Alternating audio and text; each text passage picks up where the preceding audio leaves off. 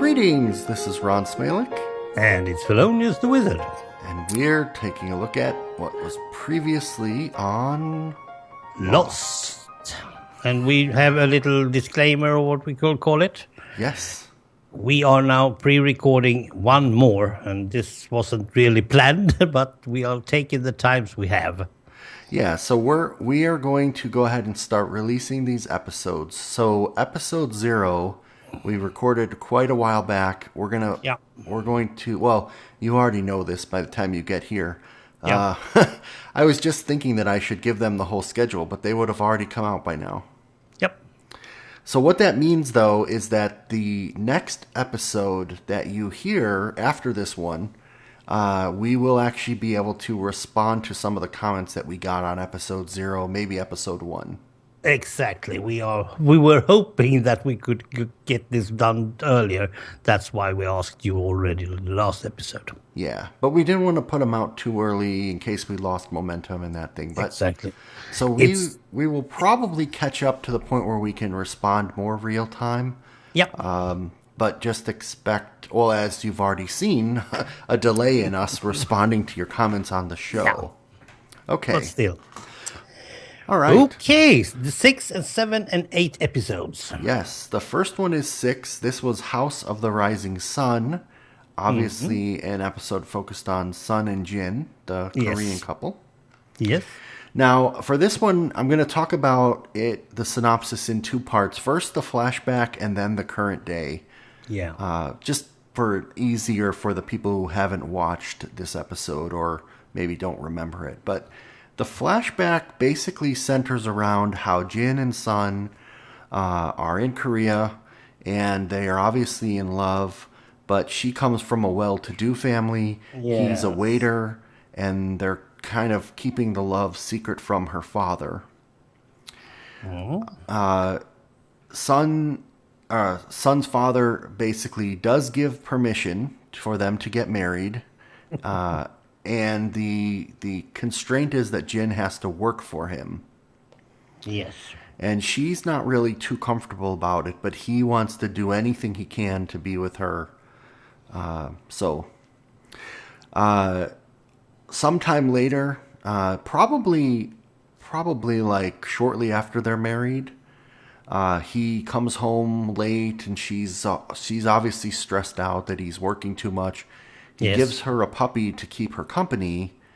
And then another night he comes home with blood on his hands, and she's freaking out. So whatever she feared was going to happen with him working for her father is obviously coming true. And apparently they are in Sydney, Australia. I don't actually know why they're there. No, that little jump, it wasn't explained, and we don't really need it, but they are going to the Singapore flight. Yeah. So now, because of this sequence, we know that the plane is going for Singapore, not the Pacific, as I thought. Yeah, and it must be at least a year or two later, because the puppy has grown up now. Oh, yeah. Yeah. So basically, Sun is planning to leave him and run away and hide from both Jin and her father.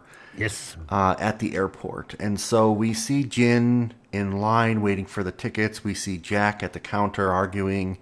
And this is where I kind of mentioned in the last couple episodes. Yeah. It's really cool to see them all in the background with their own storyline before they all actually met. And Sun is about to basically walk out to an unmarked car and take off and disappear forever. Yeah. And Jin pulls out a flower, and she decides not to leave after all. So that's not a lot of background, but I felt like the flashbacks were really packed with just, again, like good acting moments. And almost a whole story in itself, yeah. Yes. So do you want to talk about that, or do you want me to tell you about the rest of the episode first? We'll take it all, I think. Okay. So in parallel to this flashback was split up over maybe 6 or 7 different segments. Intertwined with that, they showed the on-island, or what I was calling the modern day.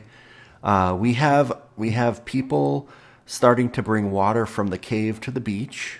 Yeah. And there's a short segment where Kate is joking about the fact that Jack has tattoos. I only mention this now because it's something I didn't notice the first time around, or I didn't think anything Nope. of it, but it may be something we come back to later. Sun is messing around with some flowers. Jin is doing some fishing, and all of a sudden, Jin starts attacking Michael. Yeah. We don't really know why. Nope. Saeed and Sawyer jump in and break it up, and I thought this was an interesting moment where they actually worked together Yep. for a change. Then we also have the people at the cave, and we see Charlie is standing on a beehive. Yep. That basically... okay. Sorry, I was just thinking about something like, wait, why did she go to the cave? So that basically breaks apart, and there's bees flying all over. So Locke and Kate and Jack and Charlie go running. Kate and Jack run into the cave, and they find some bodies. Yeah. And they're 40 to 50 years. They've been dead for 40 to 50 years. Yes. The only item that seems to be with them are some mysterious black and white stones. One Yes. black and one white, I think.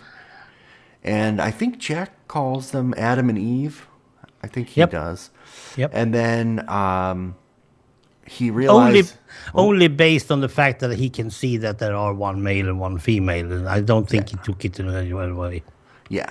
And he basically realizes, okay, if they were able to live here, then we can bring people to live in the cave. Yeah.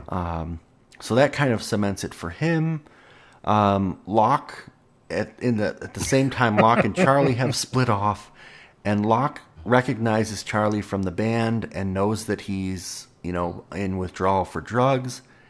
Yep. And he gives Charlie back his guitar to hold on to the drugs. Yeah. Meanwhile, Saeed But is... that's not until number 7, right?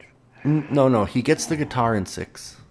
Yeah, that's true. And Locke has the drugs, and he said, I don't remember if he says that Charlie needs to ask for them 3 times to get them back or not. But No, that's in 7. okay, but Locke has the drugs right now, and Saeed, meanwhile, on the beach is trying to talk people into staying at the beach and not going to the caves.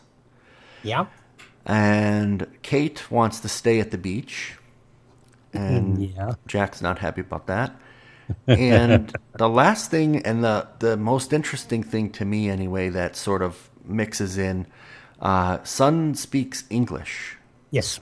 She reveals it to Michael because she has to tell him that the reason Jin attacked him is because he's wearing Jin's watch. Yep. And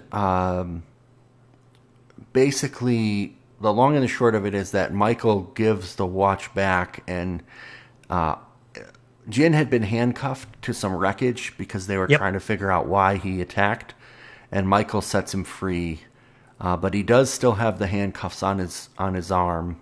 Yep. So, okay, what did I miss? I kind of gave a very short version. Not much, but the fact that he's set free with a big axe and he's standing there threatening Jin with the axe at the same time, I feel that's something that you need to know. Michael is not going to give him any leeway at all.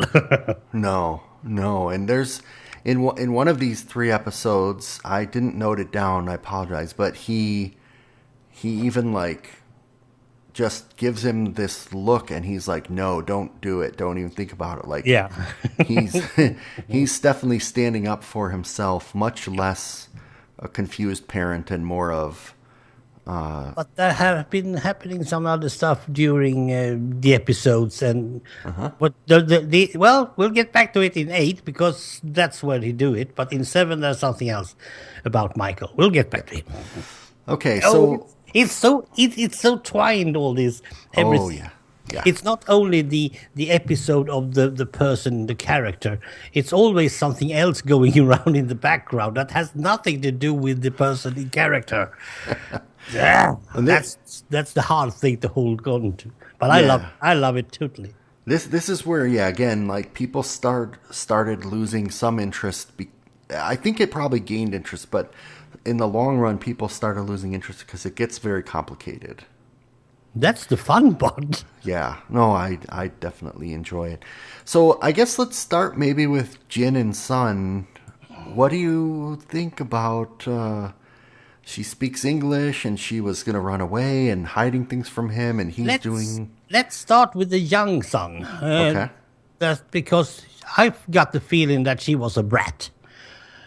When they met, she was just going to get everything she pointed at because her father would probably do that. Later, I get the feeling that, well, you're not worth that much to your father. You're not knowing that at the moment. But the fact that Sun is more or less given to Jin is probably because she's not worth more than just having a henchman. That's what he becomes, Jin. Mm-hmm. So the fact that she is a brat in the beginning, she has to change. And she's going around shopping still, of course you do, but she's not having a good life after she's married. Yeah, I didn't pick up on any tones of her being a brat. I mean, obviously, someone well off and pampered. Yeah. She seems almost like they've played up more of the victim angle, where like she can't control her life. Her dad is still controlling her life, even her marriage. I don't know if you know, but according to what I have learned so far in my life, there's not many Asian girls that can control anything, even a bicycle. So I'm not totally sure what you mean. Well, yeah, I certainly am not an expert on their culture, but it felt realistic. I thought, yeah, me too. That's what I'm going for. Yeah. And I'm going with that flow that is Sun's flow. Now, remember, this flashback is not Jin's flashback. Yes. This is Sun's flashback. So there is a difference. There is another story. We also have Jin's story somewhere. I'm not totally sure that we are going to get it. And I would love to have them both, but I understand that we take one at a time. Well, so this is Sun's. Well, let me ask, I didn't have this question in advance, but I just thought of it. And I'm going to ask this for other characters in a bit, but do you think if Sun is given a choice, would she leave the island or want to stay there at this point? Oh, that's a hard one. She wants to leave, but she has no idea where to. But she has made herself stronger than she thought, so she might be able to steer or control her fate from now on. Yeah, I think she's starting to take control. She's starting to basically tell Jin, like, I'm going to wear this because it's hot. I don't care.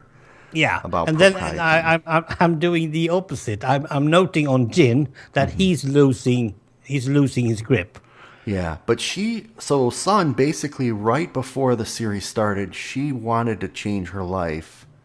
She needed it, and this is her clean slate moment, maybe. And she did, well, I think she didn't take it. Not yet. Yeah, maybe. She's going to evolve further, and Jin is going to make us, well, he will surprise us, I think so.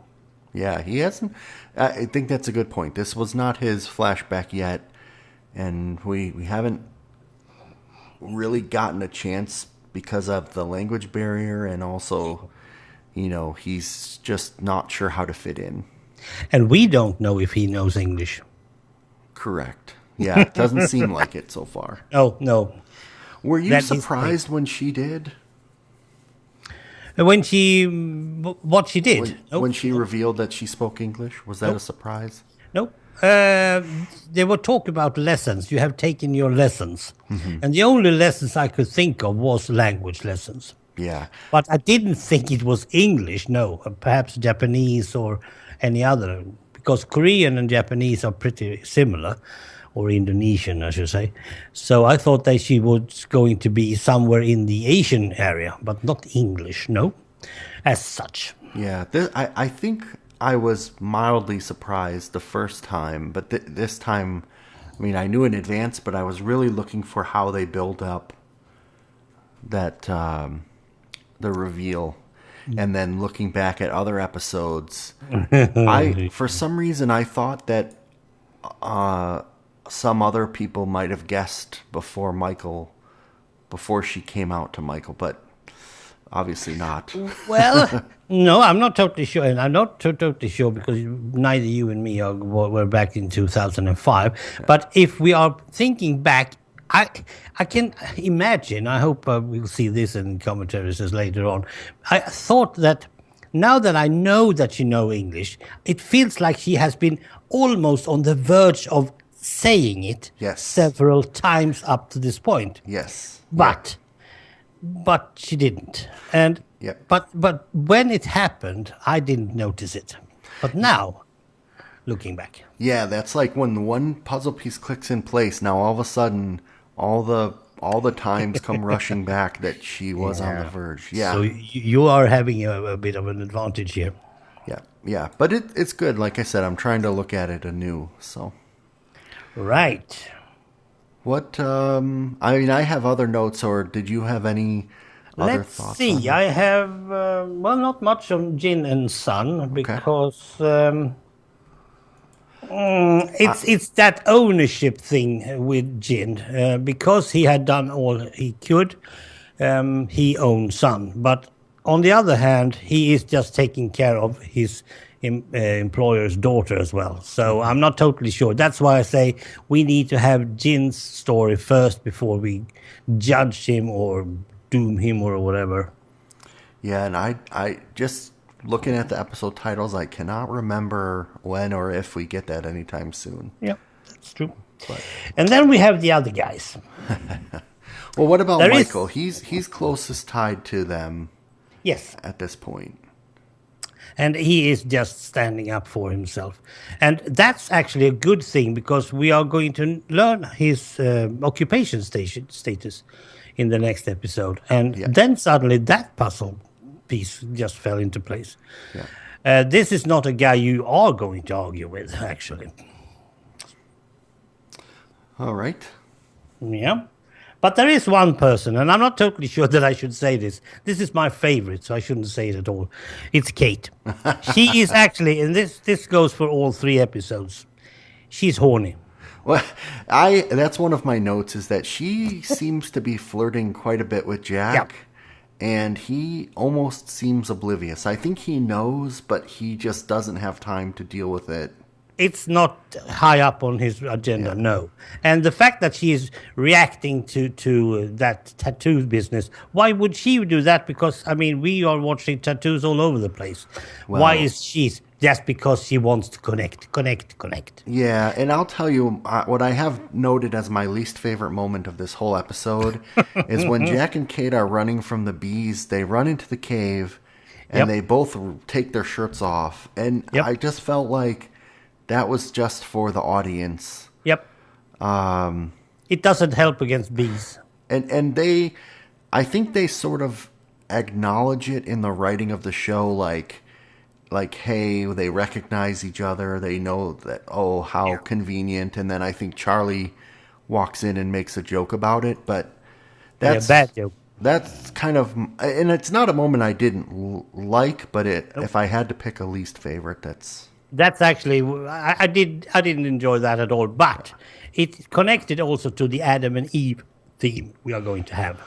Oh, that's interesting. I didn't think about that. Yeah. So later on, when they are still doing that Adam and Eve, because it's always Kate and another man. It's always Kate and another guy. Sure. It's either Sawyer, Saeed, or Jack. It's no other girl. Yeah, and there has Adam and Eve. She is Eve, and she's going to show us her bra in order to prove that. She didn't need to do that. I knew that before. Yeah. They have to have a love triangle in a American Yeah. evening soap opera. Yeah. So, I don't think they wanted it, but they but need to. well, we're jumping a little bit ahead with that, I think. Yeah, yeah. And then we have, well, Locke, we don't need to talk about in this case. He, Um, I mean, I think his mysterious attitude is continuing, and he's this wise sage who's going to maybe help Charlie with his drugs, or maybe he's using Charlie. We're not really sure. I'm calling Locke the voice of the island. Oh, okay. Okay. I should make a note of that for later. He's he has total confidence in the island. He has total confidence in the island. He does. That's He why does. I think when he saw that guitar hanging there, he knew what he could do directly because he didn't knew you knew it was there. And that's why I said I don't know if he's using Charlie's drugs, because why didn't he just get the guitar and give it to him, you know? Mm-hmm. He's everything he's done up till now is calculating, it seems. No, it's not.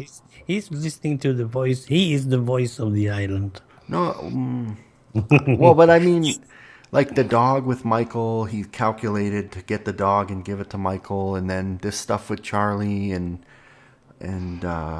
Yeah, and something else. what will he gain from that? No, I don't know. I don't know if it's just getting people on his side, or Or is it the island who is getting people on their side? I don't know. I mean, and he is being helpful, like he is providing food and Absolutely. services. So yeah, they just keep giving him these. Every once in a while, he gets this when he's alone. He gets this smile, Yep. like he Yep. knows something that they don't know, like something He's creepy. crazy. Yeah, He's crazy. I told you he's crazy. yeah, yeah. He can still be the voice of the island. One wizard knows another. I can tell you that much at least. Now, Charlie. I'll just mention in relation to Locke. A moment that really stood out for me is when he got his guitar from Locke. Yep. The beam on his face was like, this is something I can grab onto and believe in. Like, I needed this. Yes. This music. It's such a part of him. I felt that was a really strong moment. Yes. My strongest moment was actually Saeed. He had a line that just drove me backwards. We need to speed up a bit. That's why I'm doing this. I'm not going to admit defeat. Mm-hmm. Mm-hmm. And that was said in a context about staying on the beach or not. I mean, listen to it. It's staying on the beach. I am not going to admit defeat. It's about getting rescued, though. Yeah, but going to the caves is admitting defeat. Right, because then he's That's thinking... hard. He's thinking... I mean, I think you know this, but he and some of the others are thinking if we go to the cave, we're giving up. We're saying we're going to build a shelter. We're not trying to get off anymore. No, but that's plus or minus. That's black and white thinking, and that is actually Saeed. And still, because I think we now need to mention this every episode from now on. Yeah. Still, nobody has gone around the island or left the main beach area. No. To So we don't even know. We don't even know it's an island. But they're all saying it now. They're all saying it island to island, blah, blah, blah. So... Well, they have seen. Well, we should know that they have been on top of some mountains here and there, and they have seen something that might look like, semicircle at least. We can guess that. True, that is probably true. They've been a little bit high up, I guess. Yeah, that's true. Let's move on to the episode Moth. 7, the Moth.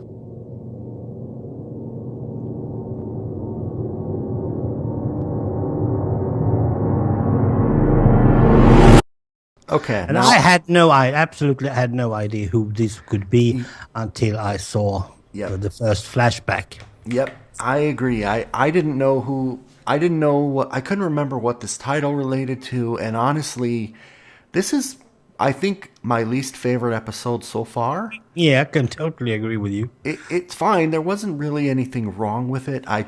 It was the most depressing. Like, this Yeah. was the worst backstory, and this is a Yeah. Charlie-focused episode. Yes. And it's other stuff happens as well that's negative. So Yeah. yeah, Well, so this one I'm going to try to do in chronological order, this synopsis. good luck, mate. Okay, I'm going to do a quick version. So the whole conflict between staying at the beach versus going to the cave continues. Yes. Charlie gets chased by a boar, and Locke catches it in a net. And again, Locke is using Charlie as the bait, He says, which, again.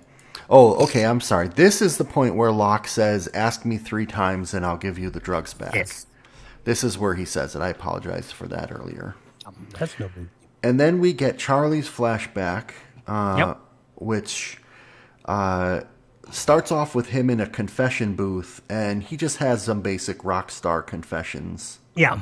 So nothing major there. But I will say, do you now see the flashbacks are when people stop and like? Yes. Okay. It's getting boring. Yeah. Well, Well, Yeah. I can agree with you what we talked about last Yeah. time. It is needed that they stop because that gives us a moment of mixing our brains off. Yeah. So we know that what's going on. yeah. It's sort of explaining. Okay, now we're in a flashback, and there's Yes, and of course they are actually standing there thinking about something that is related to the things that is happening at the moment. and there's a particular whooshing sound at the beginning of each flashback. That's true. That's also true. And it's also getting boring. Yeah, in fact, the usage of sounds throughout the whole series becomes very intentional. I'll just note that. Okay, so meanwhile, back in the current day, Saeed is explaining that they're going to put 3 antennas in a triangle and triangulate where the signal's coming from and fire off some bottle rockets when they're all in position because they have to all turn them on at the same time. And he chooses the 2 least most dependable people he can take, Boone and Kate. Least dependable? Yeah. Or most? You can't trust any one of them. Really? Okay. Well, I wouldn't. I would think at this point they're the most... Well, Kate would be dependable. Nope, she's horny. Well, but he doesn't... Well, he probably does see it. So, back in the cave, Charlie keeps feeling like he's getting in the way. I made a note here. Does Jack suspect that Charlie's on drugs? Yes. And he does, actually. There's a cave-in. Yeah. And Boone goes running to help the cave, and he gives his rocket to Shannon, who I would have said is the most unreliable person. Yep. Okay, so then we have another flashback, and now this is Charlie with his brother Liam and the band, and his brother basically introduces him to drugs. Yeah. I should have noted earlier that Charlie wanted to get out of the band. His brother talked him into it. And they make an agreement that if either one of them says it's over, then they will both walk away. And of course, the drugs are talking for his brother later on. Yeah. And yeah. He's with all these groupies and having a grand old time. And then we have Michael in the cave, and he's giving orders on how to dig Charlie and Jack out because he reveals that he was a construction worker and these rocks are load-bearing rocks. Exactly. Well, that was totally wrong because he missed that one as well. Now, that is a very important point. Yep. And, I'm about halfway done here. So Charlie asks Locke a second time for his drugs, and Locke shows him the cocoon with a moth in it, and he says that a moth is struggling to leave the cocoon. If they help the moth won't be strong enough to survive. But if they let the moth claw his own way out, he will survive. And I wondered at that moment if that was a parallel to Jack and Charlie in the cave and having to escape the cave. Yeah. Sorry, Charlie's not in the cave at this point, just Jack. Nope.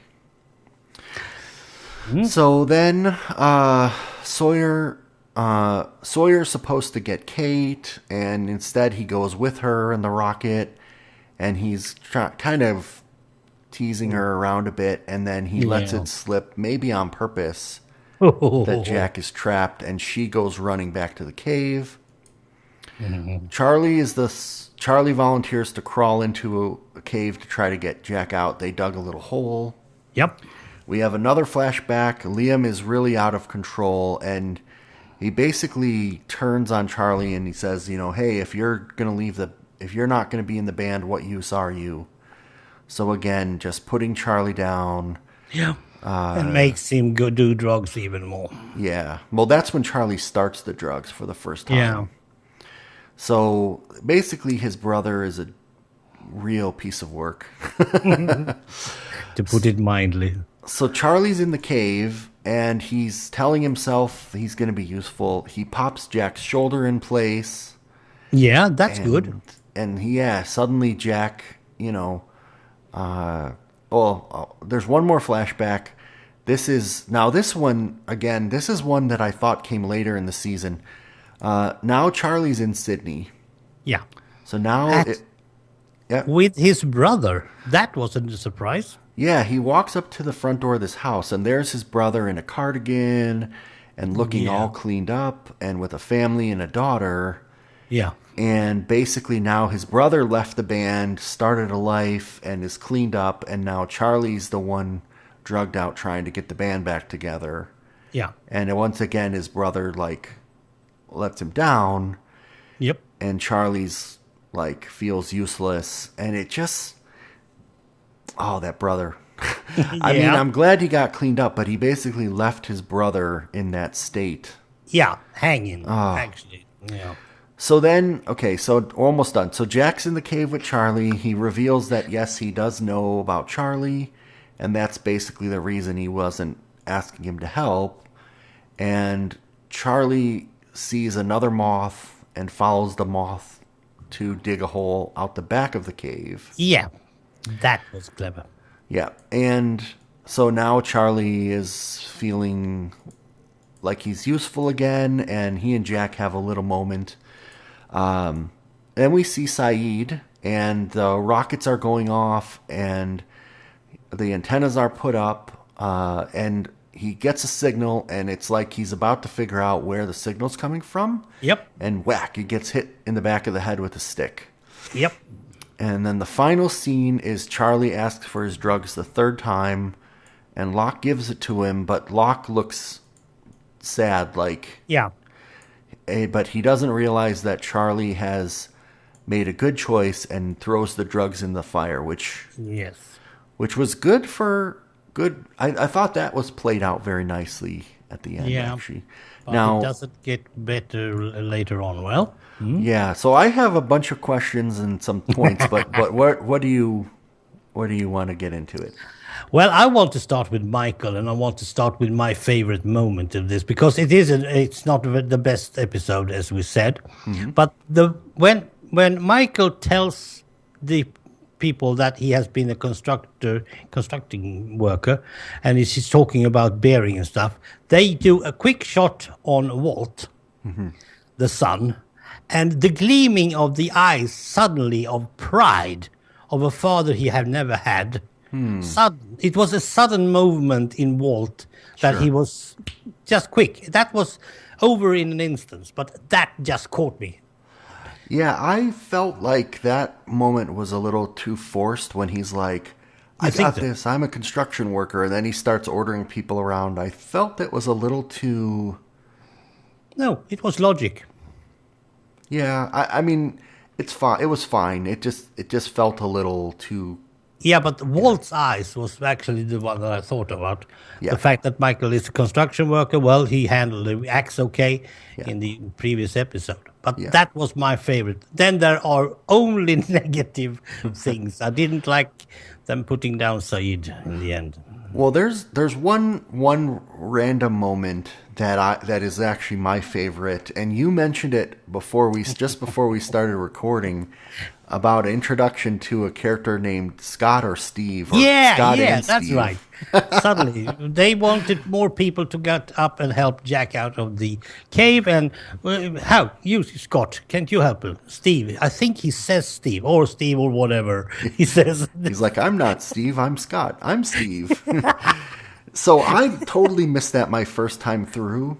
Yeah. But the reason that I picked it as my favorite moment is because one of the podcasts that I listened to after I watched it really glommed onto this, that it was a running joke for the entire rest of the show. 6 seasons, they were always joking about Scott and Steve. And so I totally missed it my first time through. And now... Yeah, well, I saw it because it's a new name, and I didn't write it down.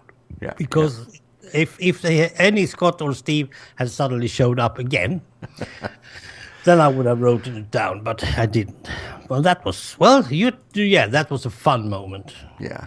So I don't really have that much more to say about Michael, but I do agree with you. It is a good opportunity for him and Walt. Yeah. What about Charlie? So do you think he is now redeemed? Do you think that's the end of the drugs saga for Charlie? I'll get back to that in episode 8. Oh, okay. Yep. Okay. Because now they have to show him having problems still with this drug deal. Because you just don't throw the drugs in the fire and then you feel fine.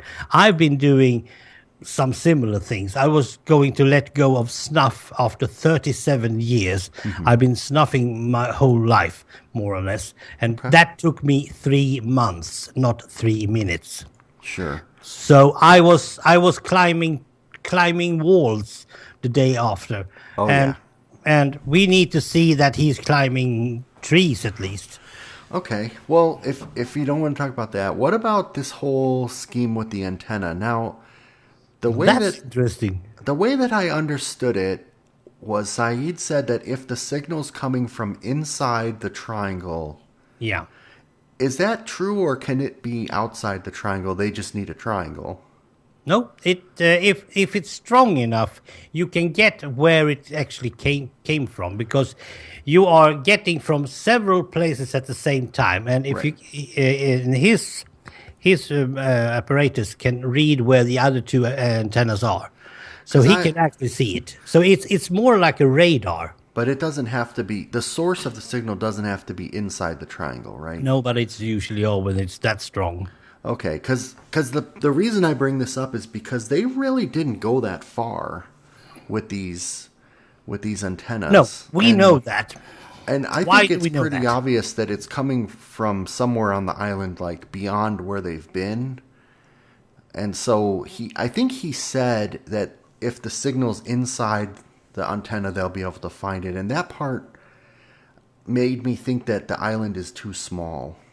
So, minor thing, but it just seems... And the area they are covering, actually, with these antennas is also too small. Exactly. But might get at least... And as you probably know, he didn't get the final signal. He didn't get any transmission at all.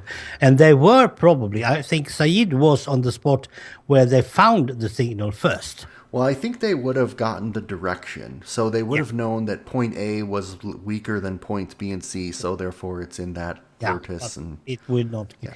And if it's a good antenna, but the source is beyond ground, it's the antenna is emitting. Yeah. So I think just the science of that one sort of bugged me a tiny bit. And of course, still no one has gone around the island. We know that and the batteries are going to get down, so this is the last chance they have. Yeah. Okay. Anything else, Saeed, or no? Who do you think? Do you have a guess as to who hit him with the stick? Nope. Okay. Because I still think we are going to meet more people. Okay, so you're saying it might be someone not part of their group, or exactly? Yeah, I think there's a lot of discussion about whether or not it was Sawyer. He has a pretty good alibi since he was with the other rocket. Was he? Well, see, that's an interesting thing. So Locke, was it in this episode that Locke gives a plausible way to doubt Sawyer. Yep. Oh, no, it's in the next one. It's in the next Yep. one. But he's also giving himself no alibi because he was Yeah. still doing his bloody bore. Yeah, yeah. Another thing I noted in this episode is that Sawyer takes over Jack's tent. It's Yep. I don't think it means anything, except I didn't really notice it the first time around. I thought he always just had his own, but he takes Jack's on Yeah, the beach. and I think that's logical. That's convenient, and it fits with his character, Yeah. which we are now going to get into. Yeah, yeah. The only other thing in this episode, he's reading Watership Down. Again, I have to ask: are you sure? Yes. I don't hear him read. I Well, don't even know if he can read. okay, well, that's a good point. He's holding the book anyway. Yep. No, he is reading it because I think at Yes. one point he makes a joke about bunnies. Yes. So, Yeah, and later in the episode 8, we get a big connection to it. okay, so sounds like we want to jump to the synopsis. Yes, we need to go Okay. next one.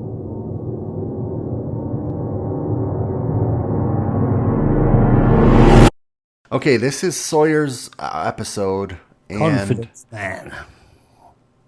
in this one, again, the flashbacks are very tied in with what happens on the island. So it starts with a flashback, actually. Yep. Sawyer's late for a meeting. He's with some lady. He Yep. grabs a briefcase and a bunch of money falls out. He says, "You weren't supposed to see that." Then we have Boone back on the beach, current day, going through Sawyer's stuff, looking for an inhaler for Shannon. He gets beat up by Sawyer. Yep. Sawyer is again reading his letter. Jack and Kate confront him. Basically, Kate reads the letter, and reads it out loud. It's a boy whose father and mother were conned out of money, and then the father killed the mother and himself. Yeah. And it's a letter to Mr. Sawyer from a boy. So, this idea that Sawyer is just a terrible person and he conned people is set pretty early. Mm-hmm. Jack hits Sawyer. Sawyer's trying to antagonize him into hitting him for the inhalers. Another flashback, we see how Sawyer cons this woman and this man out of a bunch of money. We see a scene on the beach where Claire is craving peanut butter. Like, her and Charlie are comparing what they miss the most. There it is, the peanut butter. I haven't noted that. Thank you. Okay. And Charlie says he promises that if he gets her a jar of peanut butter, she'll move to the caves with him because he's worried that she's on the beach in the hot sun. Yep. So then this part here I thought happened in like episode 3. So I'm glad that it happened later. But basically, Saeed and Jack take Sawyer captive and start to interrogate him to get the inhalers. Yeah. And he says he will only tell Kate where the inhalers are. If. Some more flashbacks happen. Same thing. He's conning the people. You see that the stakes are high for him as well because he owes the money back to someone else, so he can't afford for the con to go wrong. And then Kate finally agrees that yes, she will give Sawyer what he wants in order to get the inhalers, and that is to give him a kiss. Yeah. And she does, and the kiss lasts too long, and this is my least favorite part. Well, no. She's into it, and then she pulls herself back, and she's disgusted with herself. So, like you said, she's horny. That's the short end of it. But the best part though is then Kate or Jack or Sawyer says, "I don't have the inhalers," and he didn't have them all along. He let himself get interrogated, beat up, all these things, and he never actually had the inhalers. So he's doing some kind of long con on the whole group at this point. So Saeed and Sawyer fight. Sawyer gets stabbed in the arm. He's gonna bleed out and die if they don't help him. Now, the last flashback is he's successfully got the con. He's got all the money. He's about to get away with it, and he sees a kid. Yeah. And he sees the kid, and he just freezes and drops all the money and leaves it all behind. Yeah.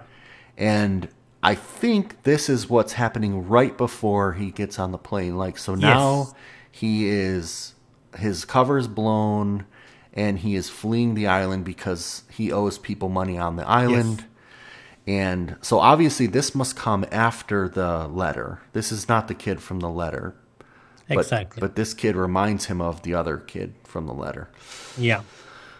Now, another twist, we get back to the island. So Kate figures out that it wasn't Sawyer who conned someone. Sawyer is the kid in the letter. Mm-hmm. So when Sawyer was a kid, his mom and dad got conned and killed each other, and he has vowed revenge and has become Sawyer to get back at the person. So now we kind of... I still don't think we see everything about Sawyer. Nope. There's still some weird parts, but now his twisty story is starting to make more sense, maybe? Nope. Less sense. Sense, okay. So then we get a brief scene where Charlie brings a fake jar of peanut butter to Claire, and they pretend to eat it. And that was a nice moment. Yeah. Oh. And finally, at the end of this episode, the moment we've been waiting for. Absolutely. Saeed is going to walk along the beach and leave everyone behind. Now, he's doing it because he feels guilty for almost, killing Sawyer. Yeah. But at least finally someone's going to explore the island on foot. I think he had at least 3 more motives. We get back to him. Okay. Well, you take it. Where do you want to go from here? Let's start to get rid of Sawyer. Well, why do you behave like a big a-hole? Because you are the victim. I mean, now that we know that Sawyer is the victim, it feels like, okay, you became that Sawyer person. He's not even named Sawyer. He's the redneck again. Yeah, that's not his name. And he's not even a redneck in this episode. He's not even having the accent anymore. That is true. I think that's some trivia. Yeah, but we don't need that. We don't need it. But if you're behaving like, well, you see that it's an easy way of making money, yes. But why do you behave like an a-hole on the beach? I'm not saying the island anymore. I'm saying the beach. Why do you behave like that? Well, because you can. He's just doing it because he thinks it's fun. But the fun stops the same time you start doing violence. I mean, he knows that Kate is horny, so he's just using her. And that's easy. Yeah. Even I can do that, even if no people won't believe me when I say it. I know how to do that. But oh boy, I see some fan art. I don't. Fellonius right. And Kate. Okay. Right. But I don't do that sort of stuff. But I know how to do it, actually. So that's an easy one. But why do you want to trigger Saeed to put the knife in you? I mean, you don't want to die. Sawyer doesn't want to die. Because he could have died several times. Why do you have to behave up to that point? Because you're a victim. That's not making any sense. Because he wants to give this letter to the real Sawyer, and that is actually his motor. That's his motivation. He doesn't use it on the beach because he can't do it. Mm-hmm. But you don't have to be an a-hole. You can just make sure that you are having the good parts of whatever is there, and don't push your luck. Yeah, and I was trying to pay attention to, like, okay, all the times he's been holding this letter, is this just a setup for people to feel bad for him, or does he truly feel bad about this letter? It's giving us a bit of a moment of humanity. Distrusting ourselves, because there is some doubtful moments with him. That's the letter. So he can be a good person. You know how people are. There's always something good in everyone. Well, we did see him at the end with a lighter. He was going to burn the letter, and then he decided not to. Then he's going to burn it and not. So I think it is legit. He really does have this pain that is caught that he feels for some reason in order to get by. It's not maybe his whole life he's had to get by being this con man, this jerk. Yeah, but is he going to use a clean slate or not? If he burns the letter, he's using a clean slate. Well, tabula rasa.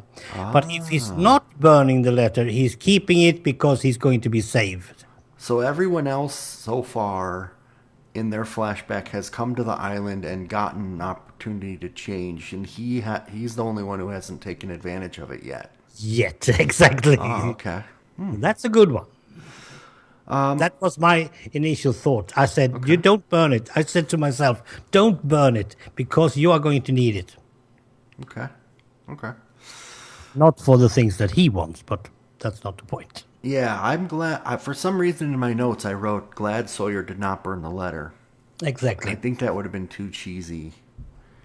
But now, I had one other part that I wasn't sure if I'm reading too much into it, but I mentioned that Shannon has these inhalers, or she's missing her inhalers. And eventually the way that she gets saved is because Sun figures out that eucalyptus leaves can help her. Yep. But Sun doesn't go and find them herself. She makes Michael go and find the eucalyptus leaves. Yes, because Jin is keeping a close eye on her. Okay, is that... I couldn't think of why wouldn't she just go get them herself? Why couldn't she just say, oh, Jin, it looks like she can't breathe. I'm going to go find these flowers. Come help me. But instead, she can't. And she can't even ask Jin about it because they are not having that relationship yet. Yeah, I thought that was a little... They are actually trying to bond. And she's doing anything that she can in order to not make the boat rock, so to speak. So she's a bit weary. She's just keeping her distance. But she knows that she can trust Michael because he's the only one that knows that she can talk English. So Okay. I guess I'm fine with that one. Some of the stuff in this one, it happens really fast. The Michael, the Sun. It's the background. And this one feels like, even Charlie's flashback, I feel like they could have dragged that out over a couple more episodes, but I have actually, as I said before, Jin is actually losing his grip, sort of, because Sun is now showing that she can make decisions. Mm-hmm. Well, and she's making the salva that she needs in order to make sure that Shannon is breathing again. It's she who's doing it. So she has some knowledge, and she's showing Jin that as well. Jin didn't know that. Well, and remember, Jin tried to fish and help people with sushi, and nobody really wanted it. And then Jin, is seen as a bad guy with the knife. He's actually still wearing the handcuff. Yep. And she gets aloe to put on his wrist. Yep. Which I don't know if all these plants actually grow in the same jungle or not, but assuming they do. So she's definitely getting more valuable, and he's still kind of struggling, and he doesn't know. I don't think no one else knows that she speaks English yet. Nope, not yet. So that's why she's using Michael. Yeah. And Shannon actually that was not what I expected from her, because if you are having this type of, well, I call it kryptonite, Shannon's kryptonite is that she has asthma, and we haven't seen that in 7 episodes, and suddenly she has asthma. Okay, her medicine is now ended. That's okay. But if you are a brat and you think that you are more than anyone else, you are not going to be that much of a brat if you have kryptonite. It's psychological. Yeah, maybe. I don't know. I don't know why they picked her to be... Well, it's a good one because Boone. You see Boone working his way. He's trying to do everything to save his... And you're still evolving Boone. We haven't seen Boone's side of the story yet. Yeah, he's still kind of trying too hard or bungling things. That's true. It's fun. Yeah. Now back to Mr. Said, please. We are going very quick with our minutes here. Mr. Said, I told you he was now going to go around the island. And there are one big reason. First of all, because he's feeling bad. He's using violence. Mm-hmm. He had promised the world. I don't know who had promised not to use violence anymore, but he has promised someone. And there you have that clean slate he has already promised once. And now he's actually using it on the other hand. He's not using his clean slate here at the island. So what does he do?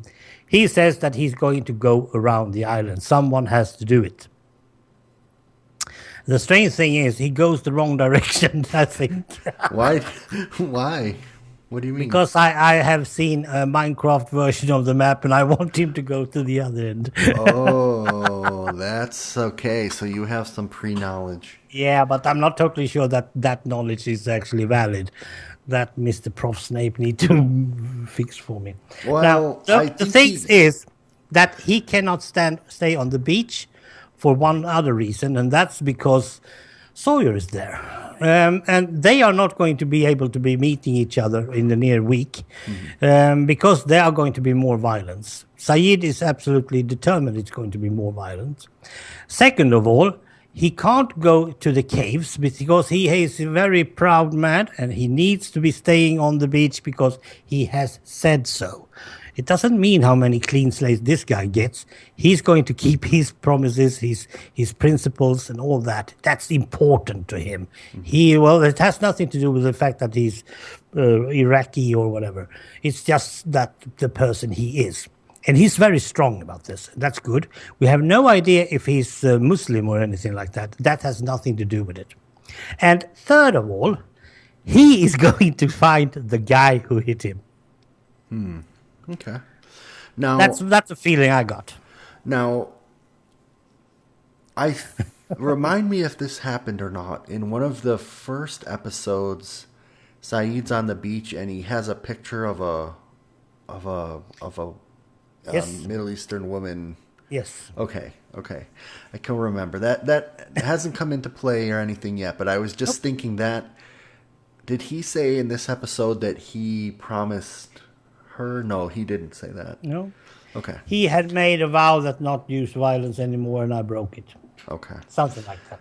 Yeah, when I first watched this season, this was my least favorite episode because I just couldn't get my mind around the fact that they got to a point of torturing one of their own stranded teammates, and how could it get so far? Like, I just can't imagine anyone in real life interrogating anyone for any reason outside of the army, but even then it's just so foreign.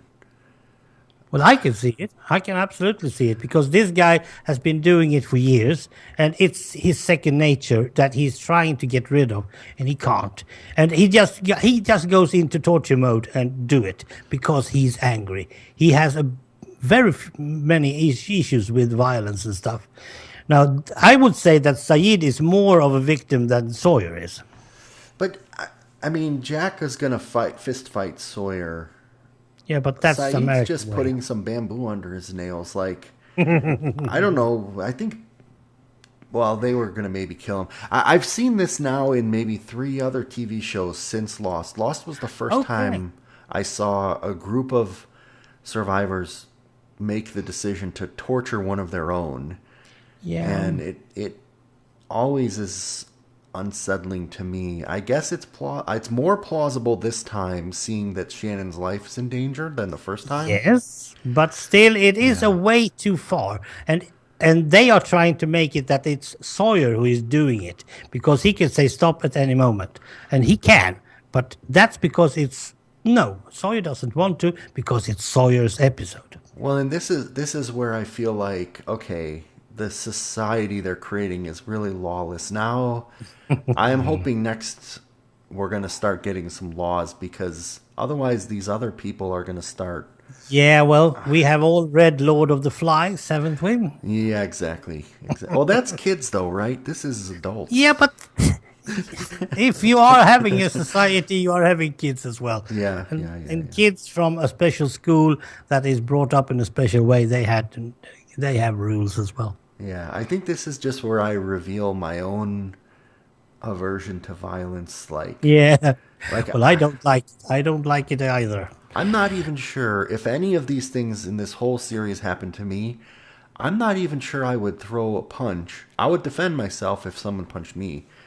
But I don't even Nope. know if I could be Nope. violent. Me and Hurley, we would go around talk. Yeah, exactly. I would be maybe with the fake peanut butter, but not the drugs part. Exactly. And me and Hurley would talk computers or something like that. That's what we go to do. Just So, give us an order and we do it, even if we are big and fat. so there is one last thing that I wanted to mention Yeah. that I liked. When Jack punches Sawyer, Yeah. he cringes and he grabs his shoulder, showing that it still hurts from when he was in the cave. Yes. And you see all these people, even though now they have water, like getting increasingly dirty, scratches, scars. Yes. They don't disappear episode to episode. Nope. This was one of the first shows that I really noticed that. Yeah, and the beards are growing and stuff. Yeah. And there was even a comment, although there was sort of an opposite comment in one of these episodes between Hurley and Charlie, Yeah. where Charlie made a fat joke, and Yeah. Hurley's like, hey, I can't help it. I've already lost one belt size. Yeah. You can't see that. We are who are a bit big. We know exactly how Hurley feels. Yeah, it's interesting. We may come back to some of these things Well, as the actors grow over the next 6 years. yeah. So But this is how it is. Now we are going past 1 hour. Should we start to round well, it up? yeah. Is there any other last? I don't have anything else for this one. Now, well, there is one thing, because you're always talking about questions. Are we going to see Saeed anymore? Oh yeah, That's the big one. he's still a series regular. Good. Because Rosie's gone. And there are a couple of others that hasn't been shown this time. Yeah, it's like I said that the main 6 or so will be in almost every episode, but the other people were only signed up for certain contracts, so they'll come in and out, but they're always there in the background, supposedly. Yeah. Yeah. Hopingly growing their beard. So the next 3 episodes we're gonna keep to I think 3 for now. Yeah. We're gonna cover season 1 episodes 9, 10, and 11. 9 is called Solitary, 10 is called Raised by Another, and 11 is All the Best Cowboys Have Daddy Issues. Okay, that's Shannon. Okay, so yeah, put your guesses as to who these episodes are. Well, I thought Shannon on all 3, so that would be fun. Any of them could be. That's true. That's true. Yeah. All right. Well, I had fun. So then next episode too, we might try to have a little piece in where we talk about comments from the episodes you've finally been able to hear, and I'm enjoying it. I cannot wait. Absolutely, and I no, and this is going to be this fall's absolute top for me as well. I hope that I ever get to know this lost thingy, and now I do it in a way that I had never done before, and it's growing. I told you it's my favorite show. Absolutely, it's going to be one of mine top 3 as well. So, Cool. yep. All right, let's Thank end it here then, Ron. All right. Bye bye. Bye.